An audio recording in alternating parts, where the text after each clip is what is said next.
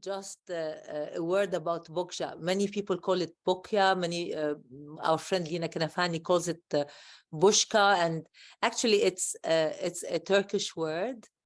We called it Bokja because it is actually a reference to a square piece of embroidered fabric that traditionally wraps women's belongings, and it was the first piece of fabric that we ever used in our practice, and it was only, I think, natural that we call our company Bokja.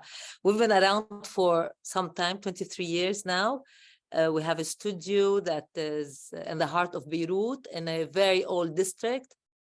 It's a part of Beirut where they sell second-hand furniture, where there's an antique market, and we're very well situated there. It's a studio that houses some designers, many artisans, and what we do is, like Philip said, we try to craft narratives using the embroidery and the textiles that we collected over the years, year after year, war after war, but we're still here and we're still going strong.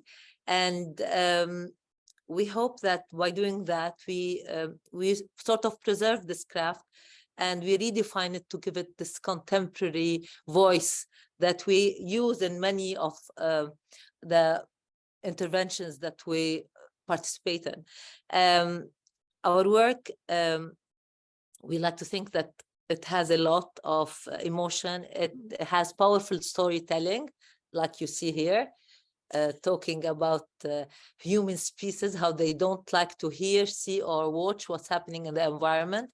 But most of all, it is a work that's engaged. It has always a perspective of engagement with the community, with the society that we're part of. And for that, we like to think that we're not only producing something, it's much more than that. It's like capturing a moment, maybe leaving a mark in time. And Maria will talk to you now about the sofa that Lee so graciously acquired, that she was among the first people to believe in us. And we're very honored to have it as part of our collection in the museum. And now when we see the collection, we are more humbled. We love this collection.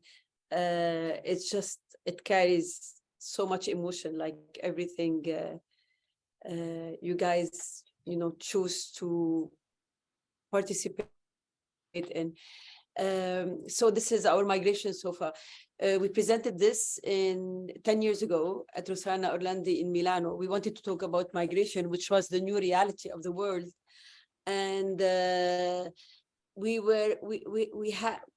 was something that we were living through other countries because of what was happening in Syria and Iraq and Yemen and all those countries around us. So and also there was a time when people were even leaving Europe and being displaced and shifting places because of tax evasion and because of, so many other reasons, but be it love, economy, war, new horizons.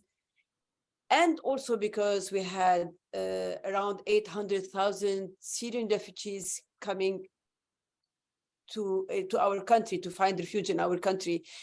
And we were sharing the little oxygen we had with us, but with them. But there is no other way to do that but opening your arms to this. People come in distress, and that's what you do. And they were taking the boats. They were drowning in the sea, and it was something that got us very emotional. And so we decided to depict all of that in one sofa, especially that we had many Syrian craftsmen who joined us because of this displacement, and they were part of our team. And so in this sofa, we tried to create the home that one would carry with him when they go to another place, what they choose to take, the bundle of memories, and what the smell of home, the hopes. So you have, even the ears of the sofa are like wings to fly on, and there is a place where you can write your identity on it, because they always take their identity card with them. There is a pocket for that. And honestly, little did we know back then that it will be 10 years later our own reality, because as you well know, we had suffered one of the biggest blasts in human history and one of the biggest economical meltdown. And so now the Lebanese people themselves are becoming refugees. They took the boats, they drowned in the boats. So ironically, this took another dimension for us. So whenever we see it, it's like, I don't know, there is this sense of premonition, but also we cannot but recognize the fact that in migration, there is richness, because you go to a country, you take your music, your food, your culture with it, and your creativity. So countries that open their arms to refugees are countries that have more potential for creativity. That's how we feel. And so also we had embroidered the face of Rahmi, this hero of ours, on one of the sofas. And Rahmi she's the concierge of the building in front of our atelier. She takes care of 24 apartments. She's the valet parking of the whole neighborhood. And in her little one-room house, she had all her family coming from Syria staying with her. So there were 18 people living in the house, in that one-room house. But that's not why it's fascinating. Rahmi loves to make crochet, and she's amazing at making the most intricate and most colorful crochet. So she would do that in her spare time, and she can find it somehow. She would do that work for us, but also she had decided that beautifying her interior is her right. So she covered every item in her house with this crochet. And it's about like, this, it's like an art installation when you enter her world. Even the telephone is covered with crochet, the sofas, the tables, everything. So this is something that we deeply respect and like to talk about. بحكي عن you want me to talk, Philip, about how we started doing the social visual commentary. It all started with the so-called Arab Spring that very soon turned sour, of course. There were many people hopeful at the time. With the start of the Arab Spring, we were all very hopeful. And we sought to somehow register this seeking embroidery as our tools. And we sought the help of women collectives, asked their help in doing embroidery. We outsourced their embroidery. They helped us to document at that very beginning the hope that we all felt through visual commentary.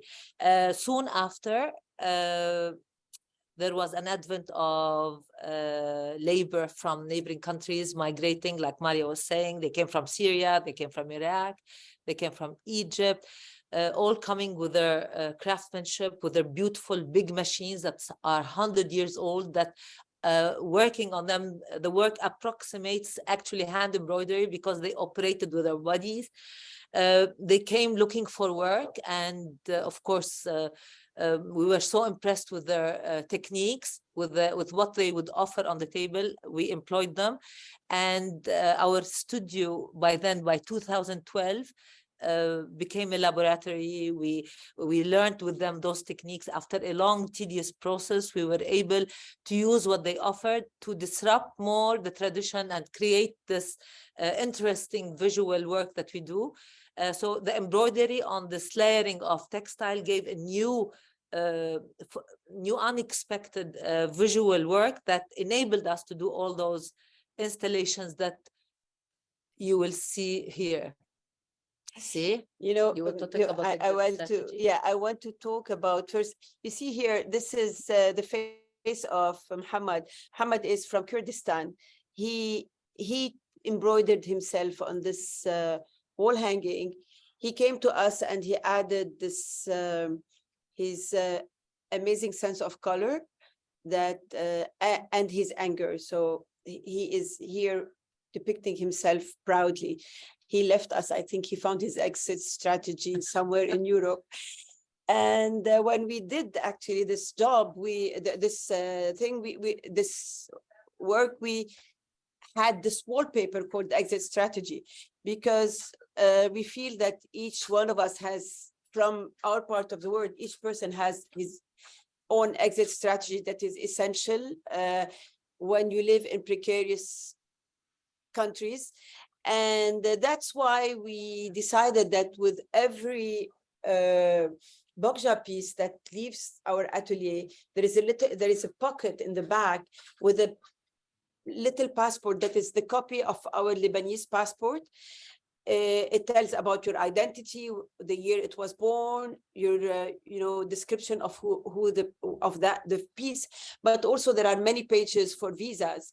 And so in our mind, if one day the door closes on us, which is always possible with our Lebanese passport, our pieces will go and be our ambassadors and explore the world and tell our story.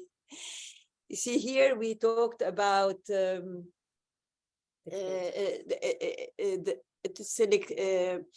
these spheres, we called them, and then there were none, because it was a time when all this disruption was happening around us, and we depicted all the fallen dictators from Idi Amin to Hosni Mubarak, Gaddafi, Saddam, but also Marie Antoinette, Imelda Marcos. We tried to add always the humor, but also it was deeply satisfying to be able to put them on Pilates ball and let them roll this way. Yeah, and this is two tapestries that we did also around that time, between 2011 and 2015, where the Arab Spring soon turned sour and became Arab Fall. These depict, they're now in the Institut du Monde Arabe, and one of them, the one with the jeans assemblage, it depicts the sad state of affairs in the Arab world with the dilapidated fabric. Everything comes from the West. Whereas with a hopeful note, we tried in the next tapestry to show some hopes, to give richness to Sudan, and to show women driving in Saudi Arabia, where these things didn't happen before. And you see here there is the jeans one. We did it with all our all jeans of our kids, and the one that didn't fit us anymore. But so this is about the influence of the West and the loss of our values of tradition, because we lost ourselves somehow. But also you see the flying elephant, which represents all the bullshit that we were living around us with all this lame politics that we were subjected to. And the carpet is dilapidated, but it is what we should return to, because it means tradition and it's anchored in something good, and where time is respected. And so the fact that that's work, we didn't do it alone. And it wasn't something that Huda and I conceived. It was something that we did collectively in the atelier, because we have people from different parts of these, from different countries. So it was, come, tell us what you want, what you dream for your countries. And we had their photos taken and recording at the Institute, and recording because they couldn't come with us because of passport issue, of a visa issue. And they told their stories, and we ourselves heard them for the first time, so brutally honest, saying what they thought of what was happening.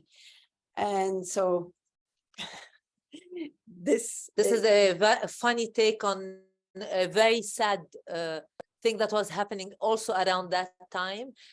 People were obstructing roads with burnt tires. It's something people do in this part of the world to protest.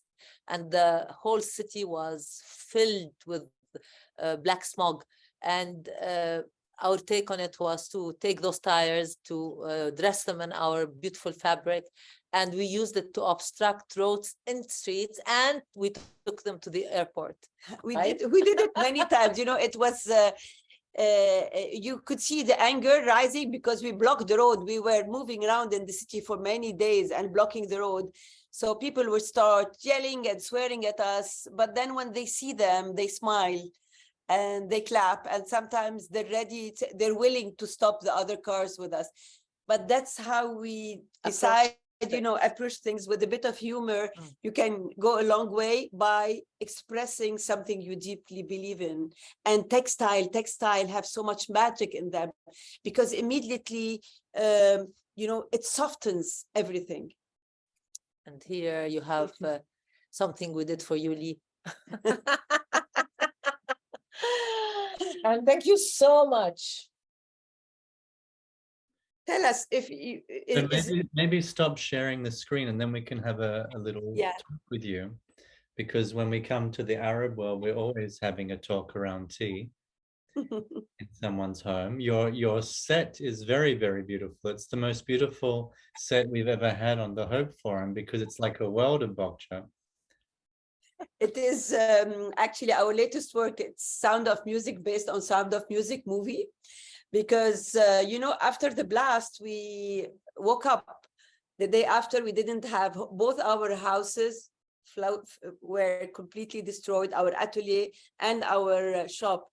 And so we were muted. We couldn't speak and we couldn't even, it took us time to be able to, you know, this amazing tool that we had, which is the textile and embroidery. For once we were muted and we couldn't express ourselves through it. So we had it, we had a collection called Silence. And it was all about the arches of Lebanon, traditional houses. And it was very somber, unlike Bokja. But after that, we came back to our nature première. And so we spoke about the rolling hills and Sound of Music, and the hills were alive again. When Lee was asking if we're positive, I mean, yeah, we cannot but be hopeful. The state of things here are so dire that to keep going, you have to believe. And going into the atelier in the morning, we just leave all our anxieties at the door and we go in and we play and we embroider flowers and mountains. You know, you listen to the music and then suddenly you're in the music, you're in the mood, and you forget the fact that there is no electricity, that there is no banks. I think we're complaining a lot. We should stop complaining. Okay, now we want to be those cool designers that are in a museum. Yeah. Lee, you're on mute. I think it's very important that we share, you know, your pain, because not only your country, but at this point, almost everybody is in pain, more or less, you know, dire. And your blast, you know, is also a blast in the world, I think. So you are also an example of how to weather such storms, you know, how to bring, pain into hope and to continue, because I think that's one of the big questions we have now. You know, how do we bridge this period, and how do we make it positive, and how do we change the world? Like Hela was saying a few minutes ago, the hope is always in the new generation. You'd be amazed to see also what we have here in this country.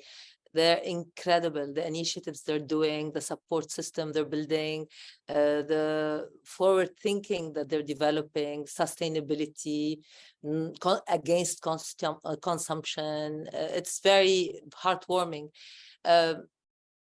Actually, we have passed through several setbacks, Lee, in this country, and somewhere, somehow, we always find a way to stand up and move again. There will always be a way. There's always be a way. Yeah, we will find a way to bridge. But as you said also, whatever is happening it's like there is this osmosis happening, and whatever happening in one place, there are ripple effect in another. It is unfortunate, but also it creates more empathy. And I think what we lived through the last 3 years universally is had put things, you know, in perspective for many, and the conversation that's taking place, including this one, means the world. I think this is hope in that kind of a conversation, in the celebration of something, of, you know, of crafts in this manner. Yeah. And after the blast, I remember you told me that the first thing you made was a chair for somebody. Did you want to tell me? Actually, it was not immediately after the blast. It took us a good 2 weeks to get going. We just were all stunned, sitting on our sofa, not able to move. But then immediately after, since we were blessed with our retail shop in Saifi, not the studio, the retail store is, as you visited, it's in an area that had Wi-Fi. It was connected, so we immediately came up with the idea of because it was completely broken, but the Wi-Fi was still connected, and we cleaned it. So we offered it to all the people who wanted to connect, and it was an open space. Also, we started having calls from friends in the beginning of wanting to restore some items in their houses. So the atelier stopped its work, and we dedicated the whole month to mending sofas and chairs for friends, even wooden chairs. But we always wanted to leave something so that we will remember what happened. So it was always a red stitch connecting all the torn textile. You know, all the people in Lebanon, at some point, most people had stitches because of the glass charge. We had stitches. So we embroidered the stitches on the furniture, so they were not completely restored. They were mended with red stitches, and we did it for many different, you know, pieces of furniture in different people's home, and it was part of our healing process. So we did it for others, but it was to heal our own wounds, and it worked. It really worked. Nice. It worked. Mending is becoming very important, I think. We had this. I remember a lady told me, my mother is at the hospital. She called me, and there is my father's favorite chair, who is broken in 10 pieces. I don't know if it could be restored, but it will mean a lot to her. And so we didn't only do it. You know, all the artisans in the area where we work, they would have each different skill, and everybody wanted to be part of this chair. So we would think together how it can work, and, you know, each adding a little idea, and actually we brought it back to life. Fantastic. That's the magic of Bokja. So since then, you've been, you know, even though you're in the middle of this mess, even though you have all these challenges, you're also, you know, selling products in different parts of the world and keeping the message going. You have now a fashion collection. You also do lots of cushions, which are shipped all over the planet. Wearable. We don't call them fashion. They're wearable. We don't do fashion. We follow only steps. We are in slow fashion. And they're wearables. Yeah.